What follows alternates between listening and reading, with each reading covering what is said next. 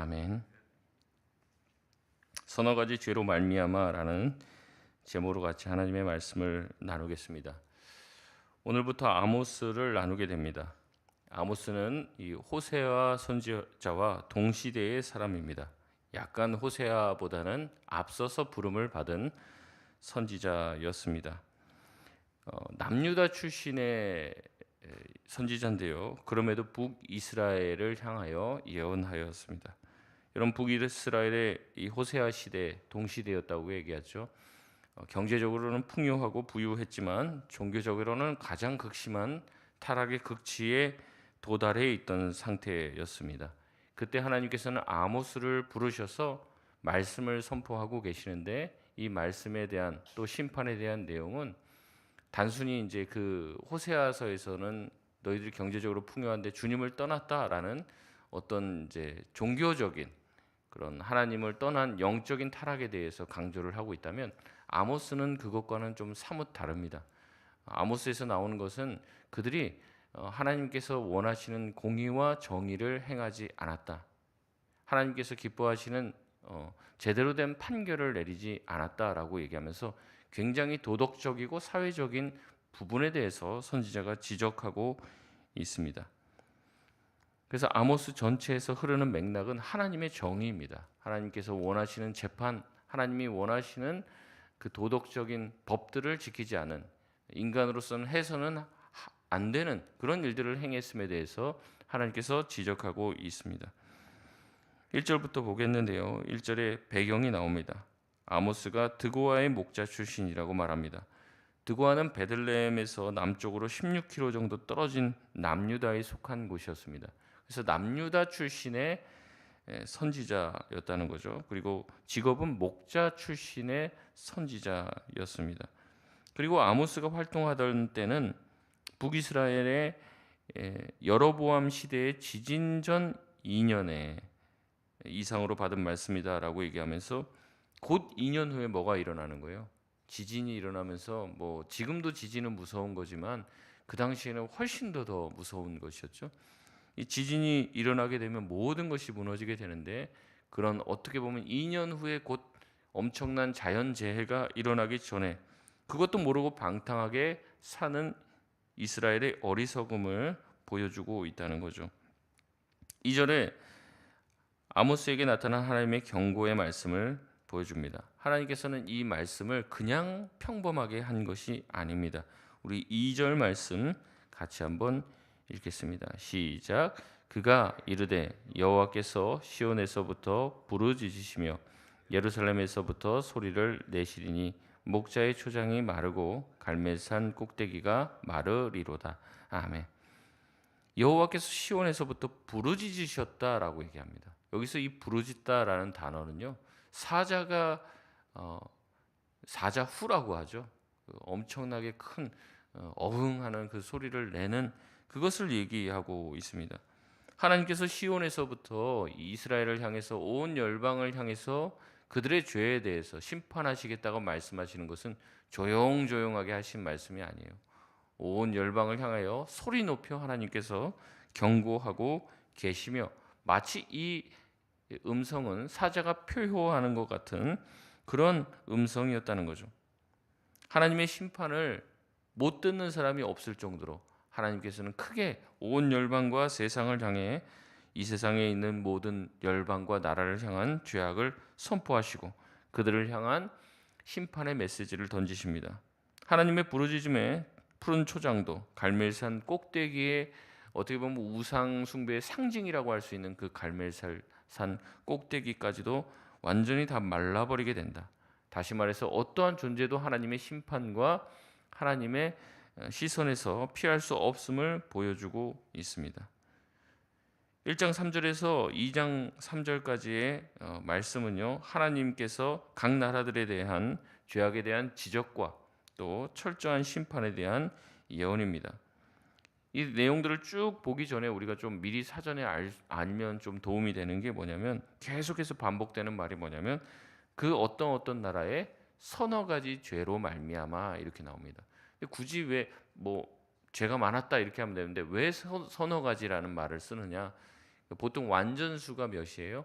3 또 7 이렇게 됩니다. 그래서 이것을 이제 의도적으로 아모스 선지자가 하나님께서 주신 그 말씀을 가지고 얘기하는데 3이라고 하는 완전수.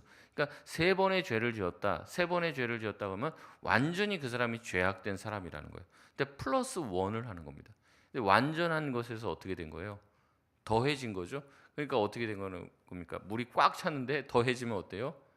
넘치게 되는 거죠. 그러니까 그들의 죄악이 하나님 보시기에 완전한 그릇에 딱 차고 거기서부터 흘러 막 넘치고 있는 그런 모습을 보여주고 있는 것입니다.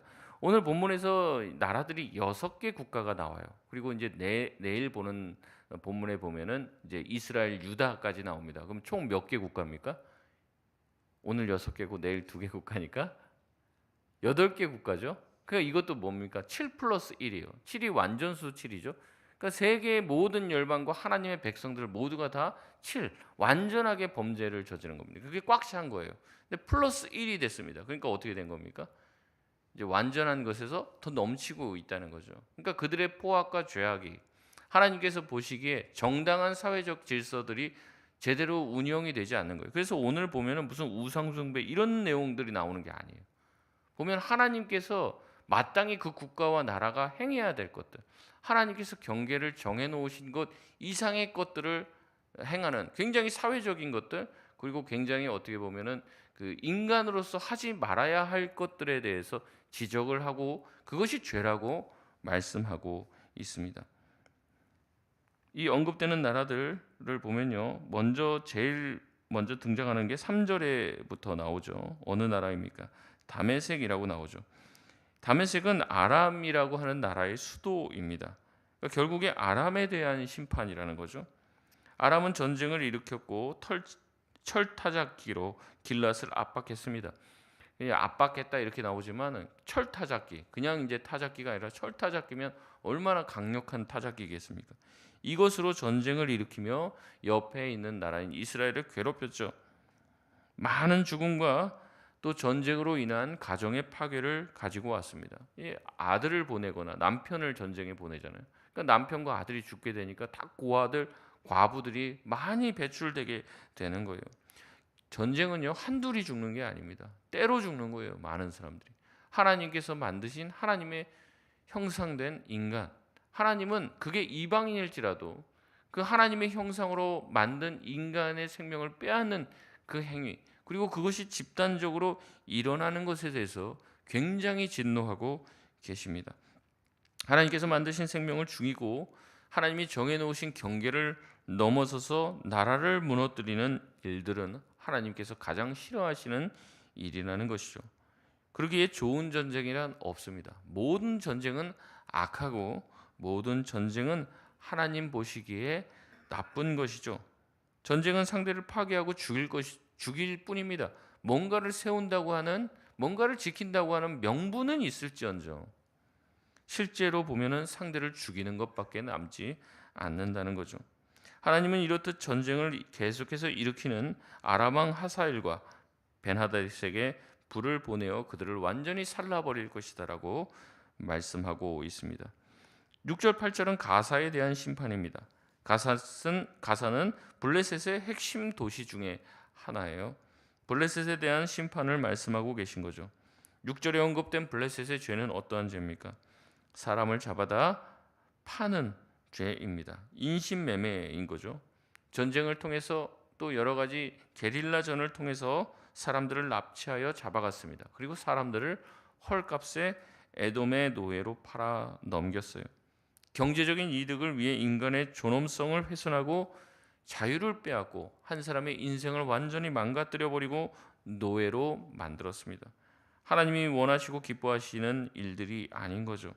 하나님은 이 나라를 향해 7절 말씀에 가사의 성을 불사르고 궁을 완전히 태워버릴 것이다라고 예언하고 계십니다. 세 번째 9절에서 10절까지 두로에 대한 심판입니다. 두로는 시돈과 함께 페니키아를 대표하는 도시였어요. 두로는 모든 포로를 에돔에 넘겼다고 말하고 있는데 이 블레셋이 했던 행위와 유사한 것이죠. 또한 두로는 형제 언약을 파기했다고 얘기합니다.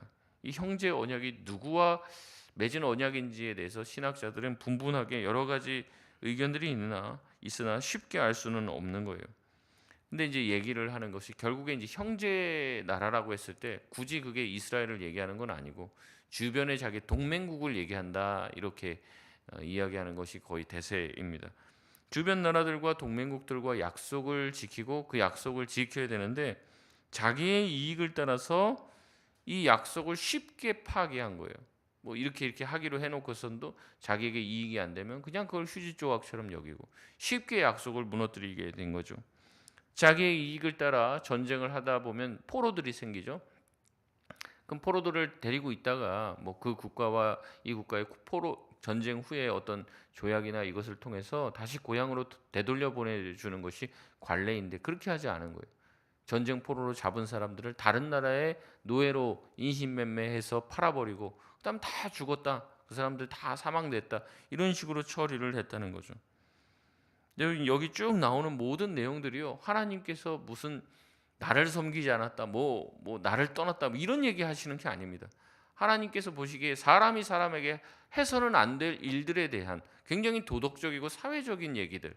그다음에 어떻게 보면 생명을 존중하는 행동을 하지 않았음에 대해서 하나님이 범죄로 지목하고 계시며 그것에 대한 심판을 내리겠다고 이야기하고 계시는 것입니다. 그렇기 때문에 10절에 두로 또한 하나님의 불을 면하지 못할 것이죠. 11절에서 12절은 에돔에 대한 심판입니다. 여러분 에돔 나라의 시작은 어디서부터 시작이 됐습니까? 야곱의 형 에서의 자손들이죠. 그렇기 때문에 그들은 이스라엘과는 어떤 관계입니까? 형제 나라예요. 형제 나라. 같은 피를 가진 이삭의 피에서 난 같은 피를 가지고 있는 혈육입니다. 그러나 어떻게 했습니까? 그럼에도 그들은 형제인 이스라엘을 향해 잔혹하게 대하고 잔인하게 대했습니다. 형제의 나라인 이스라엘을 향해 폭력을 퍼붓고 적대국처럼 대했습니다. 사람을 잔혹하게 죽였습니다. 마치 우리와 북한과 같은 그런 느낌을 가지고 있는 나라가 에돔입니다. 하나님의 심판을 부를 수밖에 없는 것이죠. 하나님은 이 에돔에 있는 대만과 보스라에 불을 보내어 불사르겠다 말씀하고 계십니다. 이 대만이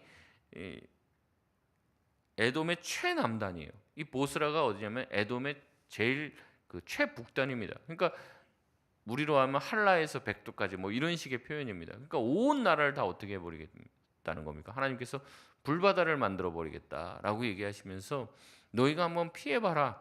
피할 곳이 없을 것이다. 전 국토가 불타게 될 것이다 라고 말씀하고 계십니다.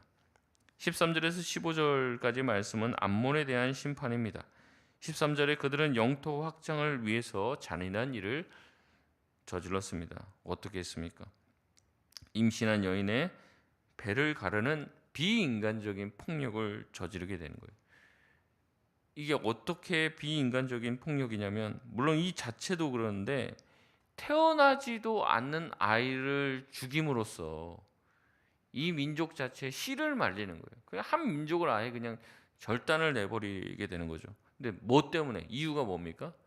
영토 확장을 위해서 그런 거예요. 그러니까 그 아기를 가진 여인들을 살려두면은 그 아기가 태어나고 그래서 다시 그 민족이 강성해지면 다시 그 땅을 뺏으러 올까봐 그 여인의 배에 있는 태아까지도 죽이려고 했다는 거죠. 그래서 한 민족에 완전히 씨를 말리려고 했다는 거죠. 하나님의 형상으로 이미 창조되어서 그 태에 있는 그 생명 그것을 땅 한 줌 더 얻겠다고 죽였습니다.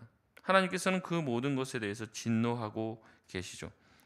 15절에 말씀하십니다. 그들의 왕과 지도자들이 다 포로가 될 것이고 다른 땅으로 잡혀가고 끌려갈 것이다 말하고 있습니다. 그러니까 어떻게 되냐면 땅을 더 얻으려고 했다가 자기 땅도 잃게 될 것이다 이렇게 심판하고 계시는 거예요. 마지막 2장 1절에서 3절까지의 말씀은 모압에 대한 심판입니다. 그들은 에돔 왕의 뼈를 불살랐습니다. 에돔과 이 모압이 늘 이렇게 적대적인 관계였는데 적대적인 관계로 여러 번 싸우다 보면 우리나라도 마찬가지인데 뭐 유럽도 마찬가지고 그렇다고요. 근처에 있는 나라와 사이좋은 나라가 없대요. 다 왜냐하면 자기 근방에 있는 나라랑 늘 뭐 하니까 그래요. 계속 전쟁하고 싸우고 다투고 국경선 넘었다가 들어왔다 이거를 막 서로 계속하면서 뭐 수천 년을 이렇게 지내왔잖아요. 그러다 보니까 옆에 나라랑은 다 사이가 안 좋아요. 우리나라도 뭐 중국이랑도 별로 사이가 안 좋고 뭐 일본이랑도 사이가 안 좋고 뭐 그런 정서적인 마음이 있는 거죠. 모압과 에돔도 마찬가지였습니다. 근데 모압이 조금 강성해졌을 때 에돔 땅을 많이 차지하게 됐을 때 어떤 일을 벌였다는 겁니까? 에돔 왕의 뼈를 다 이제 독을 해내서 불에 태웠습니다. 그래서 가루를 내버렸다고 얘기합니다. 이 고대 근동에서 죽은 이의 뼈를 불사르는 것은 그 사람의 부활을 막고 영원히 죽게 만드는 것을 의미했으며 상대국에게는 아주 치명적인 모욕을 가하는 행위였습니다. 우리나라도 과거 역대 보면은 그런 게 있죠. 부관참시라고 하는 거죠. 그 사람 묻혀 있는 그 묘를 어때요? 다 파내갖고 그 뼈를 완전히 다 분질러 놓거나 불태워버리거나 이런 게 이제 아주 죽어서도 그 가문에 대한 아주 치욕적인 모욕을 가하는 행위였는데, 하나님은 전쟁에 승리하고 또 땅을 차지하고 상대방에게 이겼기 때문에 그들의 뭐 금은 보화라든지 재산을 빼앗을 수는 있지만 필요 이상으로 잔인하게 대하며 인간이 넘어서는 안 되는 금도를 넘고 있는 것에 대해서 사람이 상상할 수 있는 이상의 흉측한 짓을 고안해 내어서 행동하는 것들에 대해서 하나님께서 진노하고 계십니다. 뭐 성경의 말씀에 보면 뭐 땅 파갖고 뭐 시체 꺼내서 거기다 불사르고 그러지 말라 뭐 이런 말씀이 있는 거는 아니에요. 근데 어떻게 하는 겁니까?